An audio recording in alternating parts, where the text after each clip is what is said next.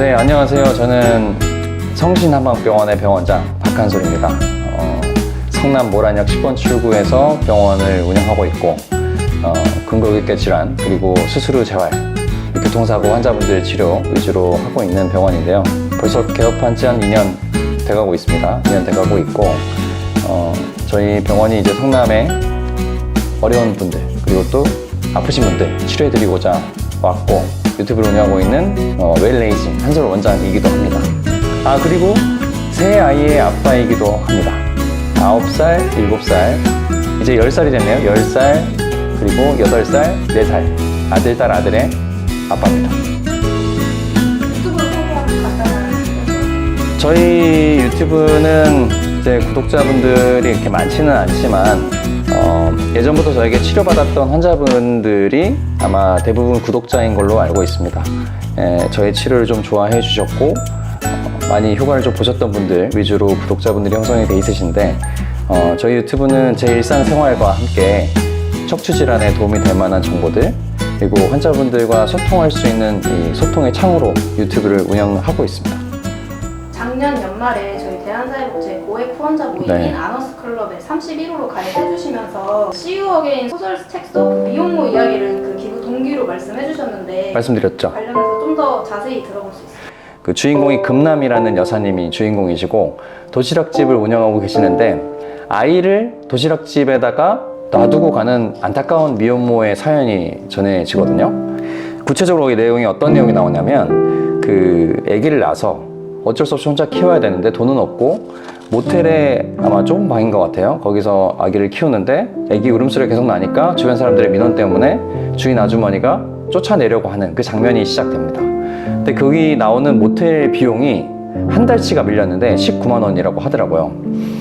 어떻게 보면 이 19만 원이 우리가 생각했을 때는 크지 않은 돈일 수도 있고 누구에게는 큰 돈일 수도 있지만 이런 미혼모들이 그래도 숨을 쉬고 살 수 있는 사회가 됐으면 좋겠다는 생각이 딱 들더라고요. 저도 이제 아까 처음에 설명드렸던 것처럼 아이 셋을 키우고 있는 아빠이기 때문에 아이들이 태어나서 엄마 아빠의 사랑을 받고 온전히 영양을 공급받아서 길러지는 것 자체가 얼마나 귀하고 소중한 일인데 이런 미혼모들이 사회에서 또 방치되고 제대로 또 도움을 받지 못하고 있다는 그런 사실을 제가 느끼게 됐고 그 계기를 통해서 저희 아내를 통해 우리 그러면 미혼모를 도와줄 수 있는 미혼모분들을 도와줄 수 있는 시설에 기부를 좀 해보자.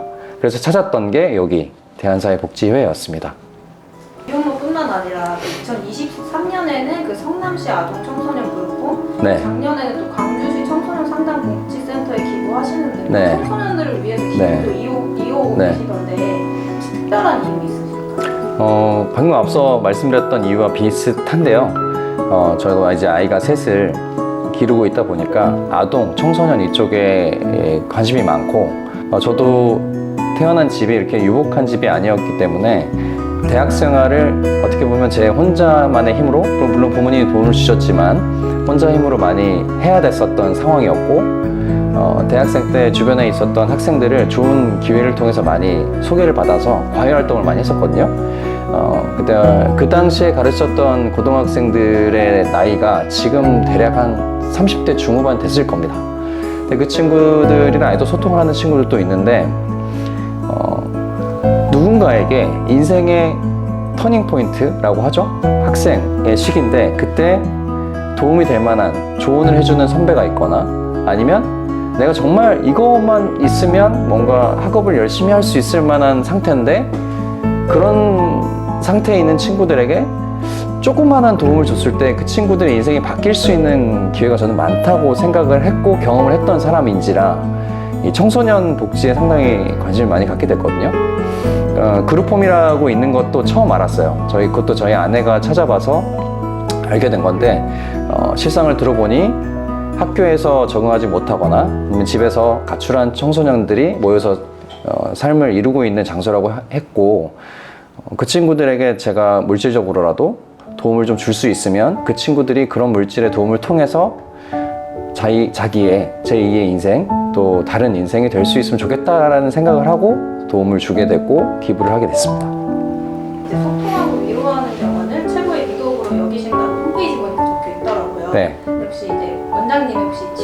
생각 같은 거 있으시죠? 있습니다. 제가 생각하는 진료의 가장 끝판왕이라고 하죠. 요즘에 흔히 쓰는 말인데, 믿음 생활을 하고 있습니다만 그 믿음 생활 중에 가장 기억에 남는 말 하나가요, 내가 너를 사랑한 것 같이 너희도 서로 사랑하라, 이 말씀이거든요. 결국에는 이 치료뿐만 아니라 이 인간의 삶 자체가 사람과 사람의 만남으로 이루어지기 때문에 이 병원을 통해서 아픈 환자분들, 그리고 성남의 또 어려운 이웃들을 사랑하기 위해서 병원을 저는 오픈을 했고, 그걸 실천하고자 지금 노력하고 있고, 사실 이런 기부를 통해서 사랑 실천을 할 수 있고, 그 사랑이 또 다른 사랑을 낳을 수 있으면 그걸로 저는 참 감사한 일이겠다 생각을 하고, 더 바라는 게 있다면 이런 사랑의 실천을 좀 더 많이 하고 더 많은 분들에게 좀 사랑을 나눠주면 좋겠다. 그게 치료가 됐든 아니면 어려운 분들에 대한 도움이 됐든 이 다양한 루트를 통해서 사랑 실천을 할 수 있으면 좋겠다라는 병원을 만들었고요. 이 성신한방병원의 이름 자체가 약간 이제 종교적인 의미가 들어있긴 하지만, 그 종교적인 의미의 깊은 뜻도 결국에는 이웃 사랑이거든요. 그러니까 성령님의 어떤 감동을 통해서 믿음과 신뢰를 가지고 환자분들에게 치료를 해주겠다라는 의지를 피력한 성령 성자의 믿음 신자라서요. 그거를 좀 실천하기 위해서 많이 노력하고 있습니다. 원장님의 그런 따뜻한 진료 철학 덕분에 이제 아직 개업한 지 2년밖에 안 되셨는데 환자분이 되게 많아요. 이거는 제가 좀 되게 아이러니컬하게도 작년 12월에 여기 대한사회복지회에 기부를 하게 됐는데, 우리 직원분들도 아시겠지만 12월, 1월, 2월 달 환자분들이 되게 갑자기 늦으셨어요. 기부를 한 다음에 이렇게 일어난 일들에 대해서 그냥 그저 감사하고 있을 따름입니다. 그러니까 앞으로 좀 더 기부를 많이 하게 되겠다, 이런 생각을 하고 있죠. 혹시 여태까지 진료를 봐오시면서 뭔가 안타까운 사연의 환자를 접하신 적이 있으신가요? 네, 저희 유튜브 채널에도 제가 그 환자분 사연 하나를 이제 업로드 해놓은 게 있는데요. 2017년쯤인가요? 저에게 치료를 받으러 오셨던 어르신 한 분이 계세요. 성함까지 공개할 수는 없지만 그 당시에 80대 어르신이었는데, 편도가 2시간이니까 왕복 4시간이죠. 근데 걸음을 잘 못 걸으셔서 한 3분, 4분 걸어가면 또 쉬셔야 되고 하는 그런 분이셔가지고 되게 정이 많이 가고 치료도 열심히 해드렸던 분이신데, 어떻게 알고 오셨는지 진료를 받으시려고 2시간 동안 버스를 타고 오셨던 어르신이 계세요. 돈이 없어서 치료를 못 받으셨거든요. 그래서 그 돈 때문에 치료를 못 받으시는 그분은 내가 어떻게든 도움을 드려야 되겠다 생각을 하고 비용을 많이 안 받고 치료를 좀 해드렸던 분입니다. 오실 때마다 형편이 물론 뻔히 보이지만 참기름을 본인이 직접 짜셨다고 해서 한 병 가져오시거나, 두유 오다가 원장님 혹시 배고프실 것 같다 사셨다, 이런 분이셨어요. 그래서 너무 정이 가고 마음이 계속 쓰이는 분이셔서 중간에 치료해드리면서 손잡고 기도도 해드리고 했죠. 할머님 꼭 잘 나으셔서 건강하시라. 그래서 되게 많은 정이 쌓였던 분인데, 나중에 제가 이 병원에 이제 오픈을 하고 나서 생각나는 분 중에 한 분이셔서 그 번호로 전화를 드렸어요. 드렸더니 되게 젊은 여성분이 전화를 받으셔서 저는 끊으려고 했는데 혹시 그분 이름이 아니냐고 여쭤보기만 했는데, 한 정적이 잠깐 흘렀다가 대답이 온 거예요. 어떻게 아시는 분이시냐고 질문을 하시길래, 그러면 친척이나 되겠다, 딸일 수도 있겠다 했는데 며느리라고 하시면서 그분이 돌아가셨대요. 한 2년 전인가 돌아가셨는데 울먹이면서 말씀하시더라고요. 그래도 우리 어머님이 돌아가시면서 원장님 얘기를 많이 하셨다고.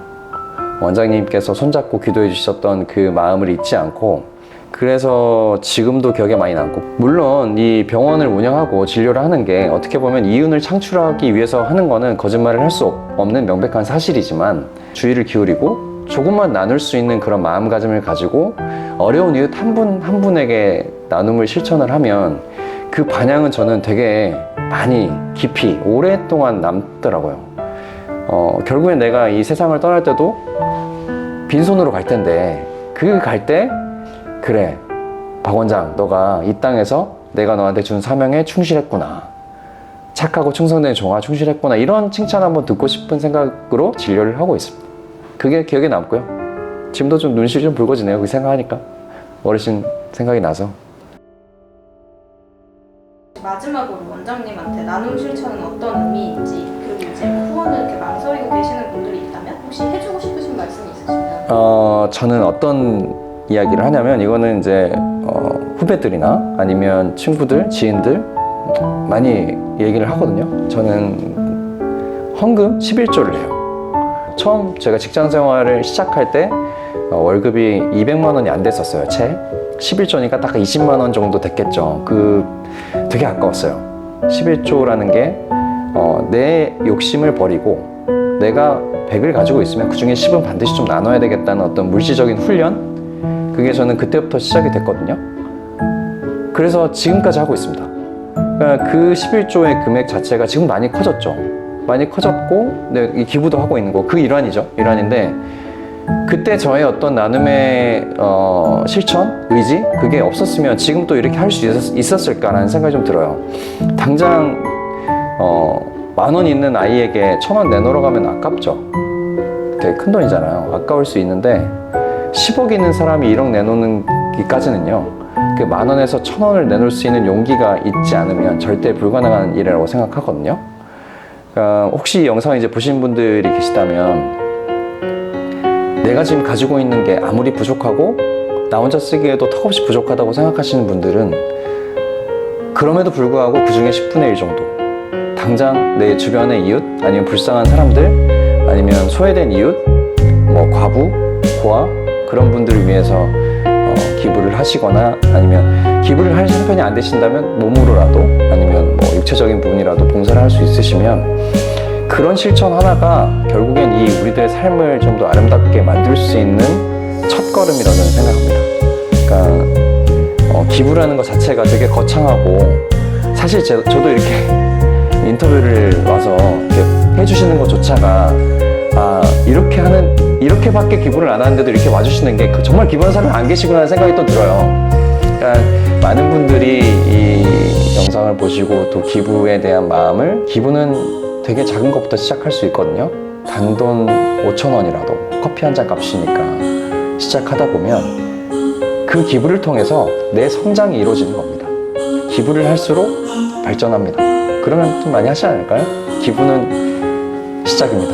첫걸음이죠. 네, 그렇게 생각합니다.